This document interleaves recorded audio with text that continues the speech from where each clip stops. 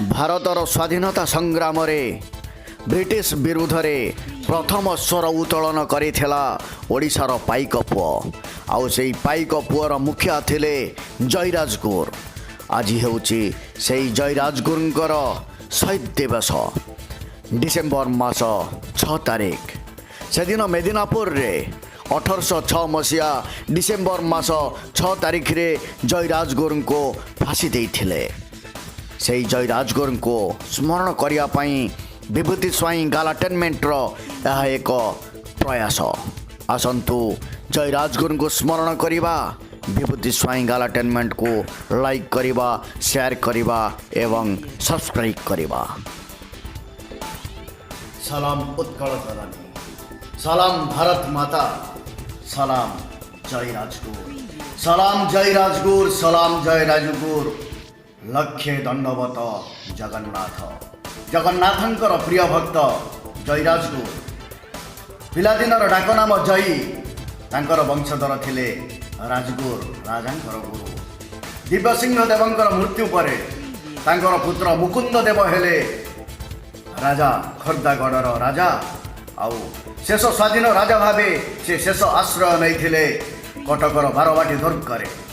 ଆଉ ବ୍ରିଟିଶ ଜାତି ସେହି ରାଜାଙ୍କୁ ହତ୍ୟା କରିବା ପାଇଁ ବିଭିନ୍ନ ଉପାୟ କରି 1803 ମସିହାରେ ଖୋର୍ଦ୍ଧାଗଡ଼ରେ ଆସି ପହଞ୍ଚିଥିଲା ଦେଇଥିଲା। ଆଉ ସେମାନଙ୍କୁ ଜବାବ ଦେଇଥିଲା ଜୟୀରାଜଗୁରୁ।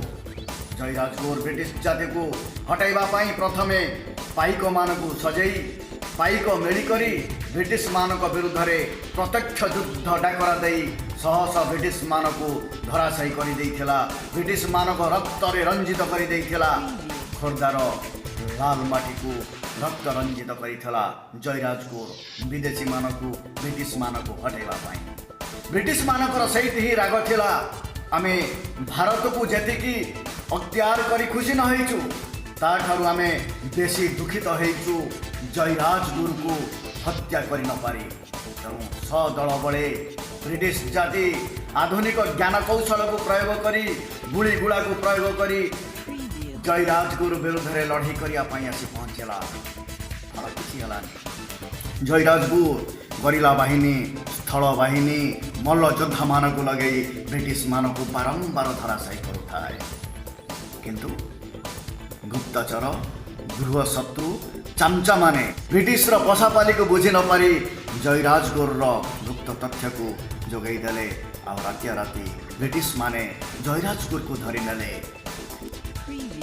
ଯେତେବେଳେ ଜୟୀରାଜଗୁରୁକୁ ଧରିନେଲେ ବ୍ରିଟିଶ ଜାତି ସେଦିନ ତାଙ୍କ ଜୀବନରେ ପ୍ରଥମ ଥର ବୋଧ ହୁଏ ଏତେ ଆନନ୍ଦିତ ହୋଇଥିଲେ। ଆଉ ଗର୍ବର ସହ, ଆସ୍ପର୍ଦ୍ଧାର ସହ ହସି ହସି ଫୁଲି ଫୁଲି ବିଜୟ ଉତ୍ସବ ପାଳନ କରିଥିଲେ। ଜୟୀରାଜଗୁରୁଙ୍କୁ ସେମାନେ ଆଉ ଓଡ଼ିଶା ମାଟିରେ ହତ୍ୟା କରିବାକୁ ମନେ କଲେ ନାହିଁ। ଓଡ଼ିଶା ମାଟିରେ ତାଙ୍କୁ ହତ୍ୟା କରିବା ପାଇଁ ସ୍ଥିର କଲେ ନାହିଁ।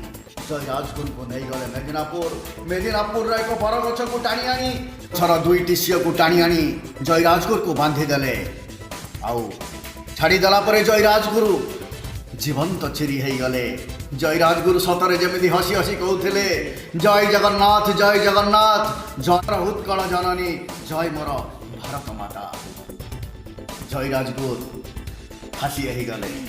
ସେଦିନ ଥିଲା 1806 ମସିହା ଡିସେମ୍ବର 6 ତାରିଖ।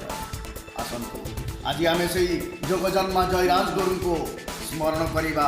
ତାଙ୍କ ବୀରତ୍ୱକୁ ଆମ ବୀରତ୍ୱ ସହିତ ଯୋଡ଼ି ଭାରତ ବର୍ଷକୁ, ଓଡ଼ିଆ ଜାତିକୁ ଆଗକୁ ନେଇଯିବା ପାଇଁ ଶପଥ ନେବା ଏବଂ କହିବା, ସଲାମ ଜୟୀରାଜଗୁରୁ, ସଲାମ ଜୟୀରାଜଗୁରୁ, ସଲାମ ଜୟୀରାଜଗୁରୁ, ସଲାମ ବରୁଣେଇ ପାହାଡ଼, ସଲାମ ଖୋର୍ଦ୍ଧାଗଡ଼, ବନ୍ଦେ ଉତ୍କଳ ଜନନୀ।